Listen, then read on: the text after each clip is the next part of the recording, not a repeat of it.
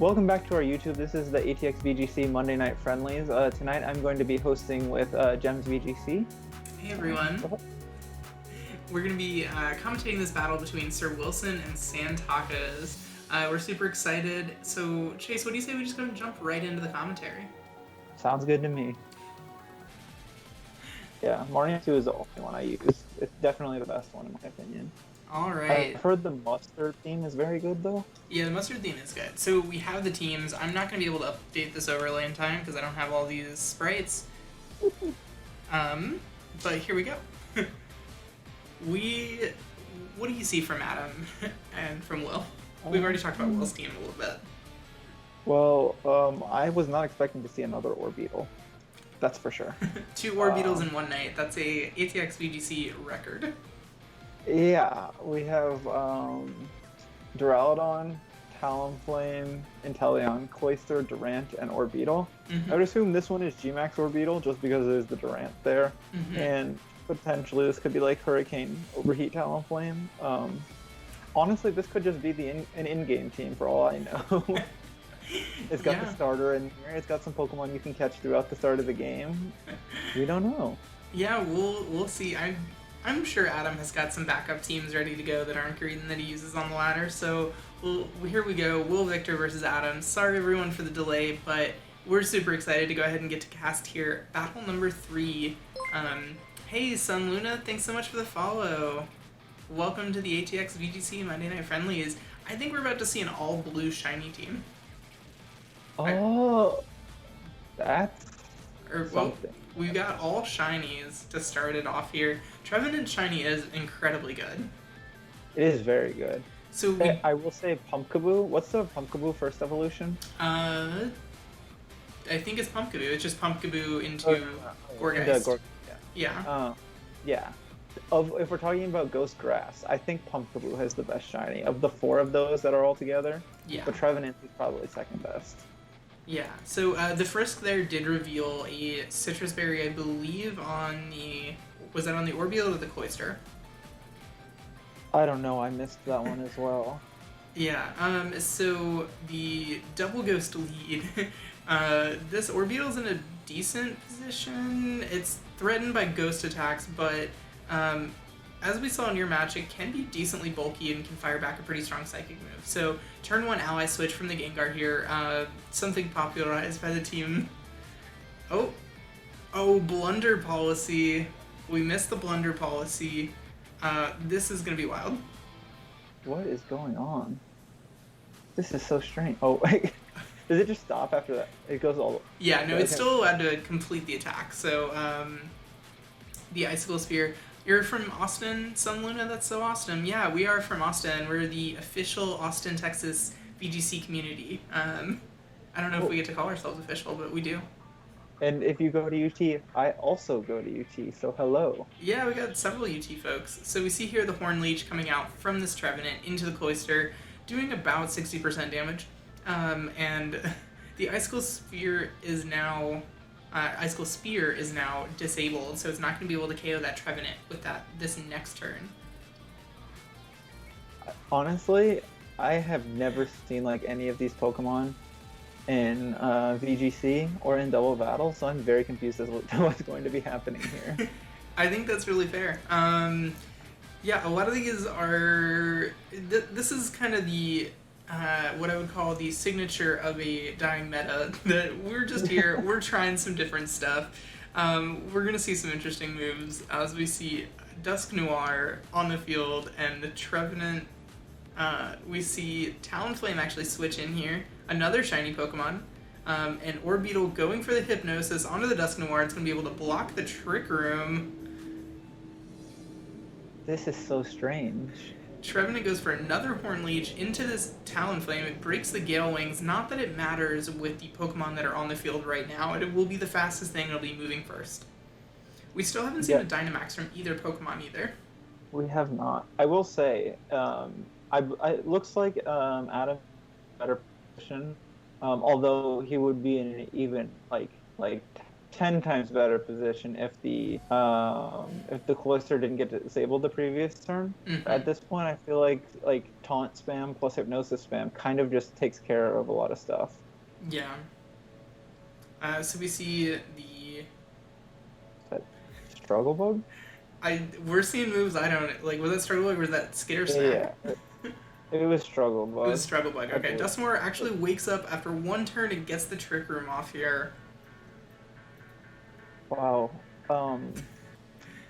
Honestly, like I've never been this flustered commentating because I legitimately have no clue what's gonna happen next. Yeah. So now this Dustmore is going to be operating in Trick Room. My guess is that it's going to be the damage dealer here on this team. So it might be the Dynamax target. I would agree, except for the fact that its only attacking move is Shadow Sneak. Oh, you're right. I completely missed that. So yeah, I lied. It is not going to be the damage dealer. It is mostly here as support, much like its son Dusclops. We see the Shadow Sneak into the Orbeetle. Does about 25% damage, and the Phantom Force will come out as Trevenant vanishes into the void, and will be avoiding any attacks, as the Brave Bird was targeting that, and Orbeetle goes for Hypnosis also, and it just avoids the Dustmore, just avoids.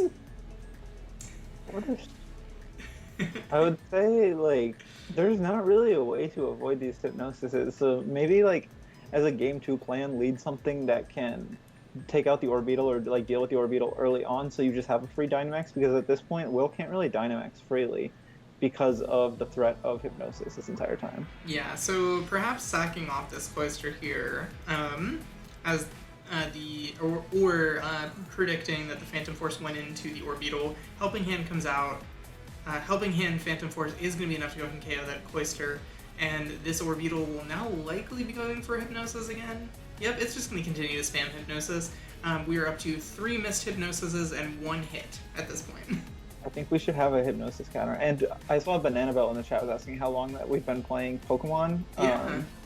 And for me specifically, I have been playing Pokemon since I was like 6 or 7, competitive since I was like probably like 12, but that was mostly singles. And then VGC really, like I played in 2014 and 15 a little bit, but I mostly started playing seriously and going to tournaments this year. How about you, Gemma? Yeah, for sure. I've been playing Pokemon since the release in North America. My first game was Red, and my second game was Yellow. I didn't start playing competitive until Sword and Shield. I started getting interested in competitive, watching like YouTube videos back during the Sun and Moon era and the Ultra Sun, Ultra Moon era. Similar to you, where I watched a lot of singles battles, but ultimately kind of found VGC to be a more interesting for at least the way I like to think. I know that both can be really interesting. So Orbeetle here, the Shadow Sneak doing a little bit of damage into the Talonflame. We also see the Hypnosis connect now, so we see 2 for 5 on the Hypnosis counter.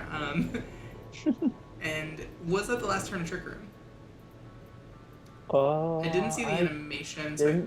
Yeah, I believe it still has 1 more turn. Yeah, which is timed a little unfortunately for this Trevenant. We still have yet to see a Dynamax come out from either Pokemon. Or from either trainer.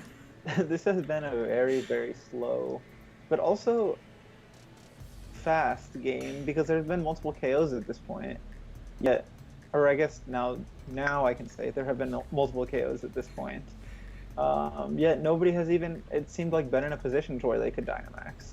Yep, Talonflame goes for the Brave Bird here. Pretty free to just go ahead and spam this into the Trevenant, pick up the 1-hit KO.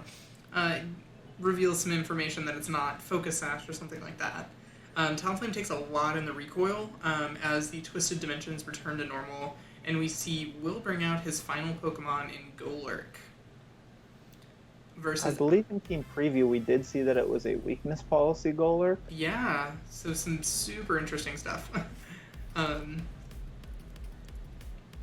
So this Inteleon is obviously going to be the Dynamax target for Adam, while the Golurk appears to be the Dynamax target for Sir Wilson. Given that, who do you get the advantage to? I'm not familiar with Golurk's bulk here, if I'm being honest. I don't know if it lives a Max Phantasm from Inteleon. If it's like Hydro Snipe or whatever the G-Max move is, I don't think it's working. Oh yeah, that's true. That would just do more damage. Anyway, it's base 160 and super effective. Of course. This is the thing. I always forget Golurk's typing. I forget everything about Golurk. But I was gonna say, if it does live, like there's still a chance if the Dusclops gets good. I mean, Dusknor gets good sleep turns. But even then, like it's in Santako's favor. It seems like. Yeah. Based on what's been going on. Yeah. So if this, I really think that if this Inteleon's able to go ahead and get the one-hit KO with the Hydro Snipe, that'll pretty much end the game. If not, I don't know what a +2 Golurk is doing into an Inteleon, how much damage. Inteleon's fairly frail, so I do love the shiny on Golurk. That's an incredible looking one. So we see the Hydro Snipe. I've never seen that animation. That's so good. That just deleted it from the field. It was a crit. I wonder if it's the scope lens. Yeah, so I know a lot of these Inteleon teams tend to run the scope lens plus their sniper, and now Talonflame opts for the taunt here to go ahead and force this Dusknoir. Even if it wakes up, it can't go for a Trick Room. I think at this point, though, pretty much in the bag for Adam for set number 1. My main question is, I wonder if that crit mattered. I personally don't think it did, but at the same time, like, it very well could have. Yeah, Inteleon has some incredibly impressive special attack.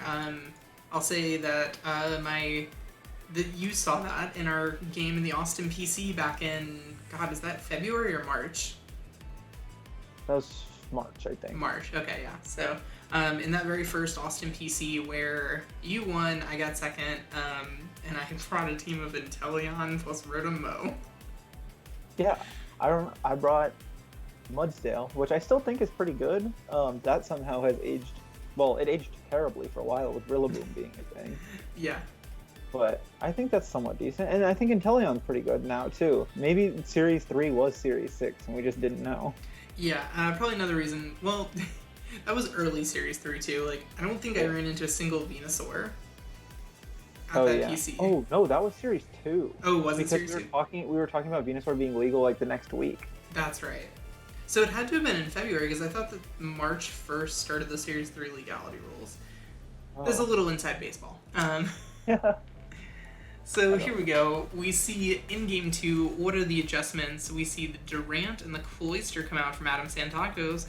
What are Sir Wilson's leads? Silvally and the Haunter. Well, these are 3 Pokemon that we just haven't seen before. We know what Durant does. Oh, yeah. Just in this set. Are we about to see a Dynamax Silvally? It's possible. Especially given its coverage options. Silvally could be pretty viable here.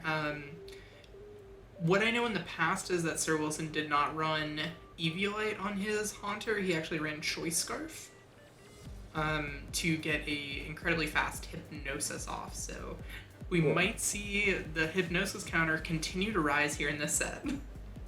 I think if Will is predicting correctly, this Durant might just go down to a Max Flare, and this Cloyster might go down to its own Icicle Spear because of the Destiny Bond.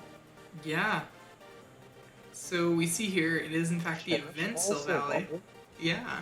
There was a shiny Silvally distribution, I believe in Gen 7. Interesting. I had no clue. Yeah. So here we see the Arceus Jr. Destiny Bond goes off, so any move that will be taking down this Haunter will also take the opposing Pokemon down, with the exception of Dynamax Pokemon. So a little bit of information there where Adam forgets about Haunter's Levitate, and the Max Flare here goes ahead and... Oh! Did we just see a survive on the Durant with a Max Flare? What just happened? And the Blastoise goes for Shell Smash. What? That turn made absolutely no sense. Oh my gosh. So, Durant lives a Fire-type attack, inexplicably. Durant went for a max move, did 0 damage, and then lived a Fire-type attack. What is going on? You know what? This is the end of Series 6. I mean, Adam has a very free double into the Sylvally this turn with like an Icicle Spear and a Max Steel Spike. Yeah, yeah. I think that if you're Adam, you're not going to be targeting that Haunter. No, because you should know based on the speed order that it was Scarfed. Yeah, exactly. So all we can do is go for Destiny Bond or switch out here. Maybe you try and read a switch out, and you want to get damage on whatever comes in. So as we see the Gengar, go ahead and switch in here. And the Max Guard come out from Sylvally. So the Icicle Spear targeted that Sylvally.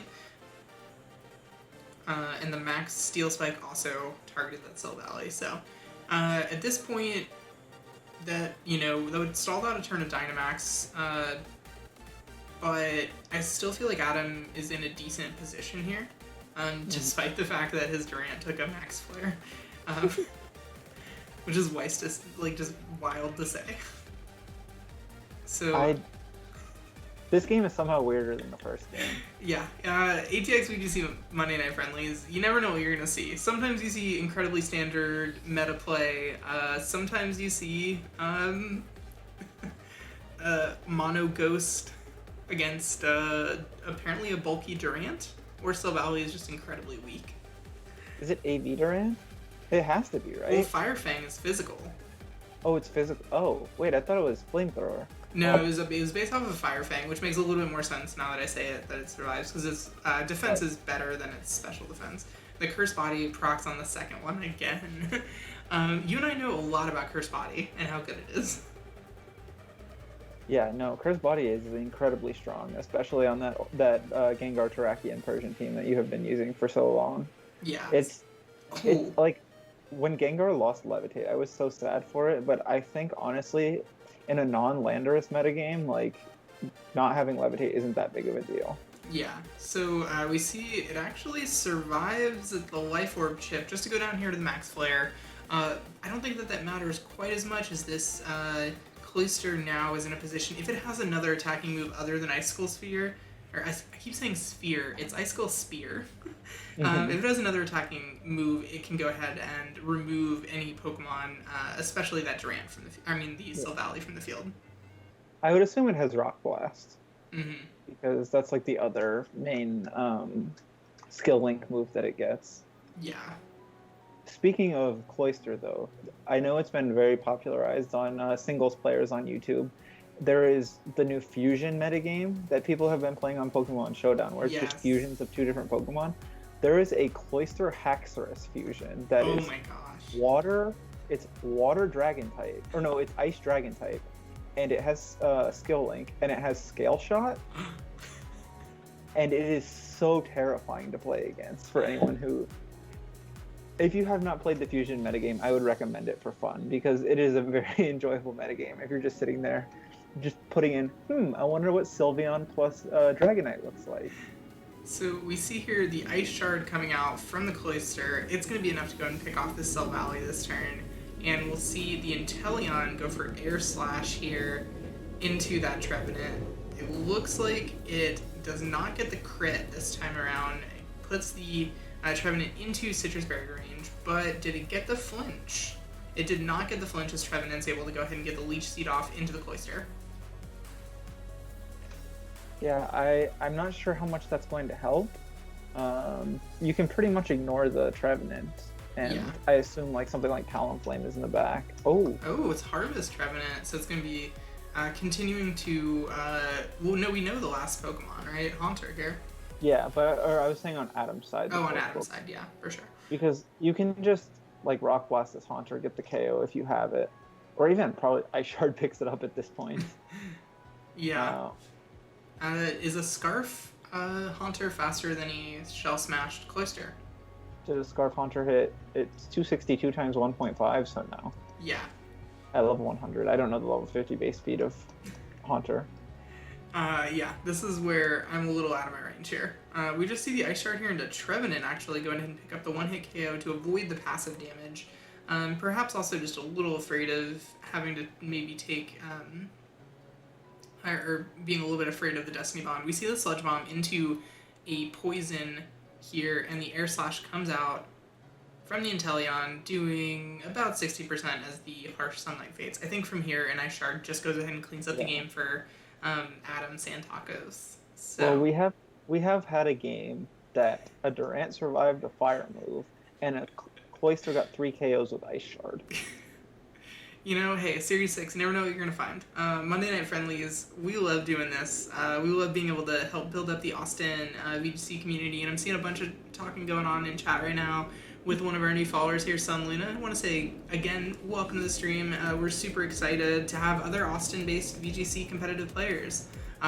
It's our goal to try and make the local scene as, as great as we can.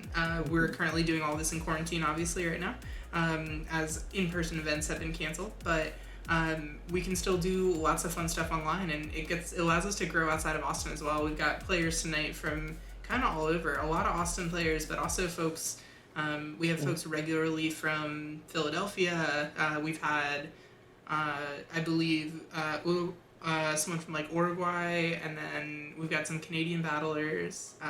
We love putting on these exhibitions. And I believe Tigers is from Virginia. Virginia area, yeah. That's another area. So we have a lot of East Coast. Yeah. Is what it sounds like. Got a couple on the West Coast as well. So that concludes our third battle of the Monday Night Friendlies.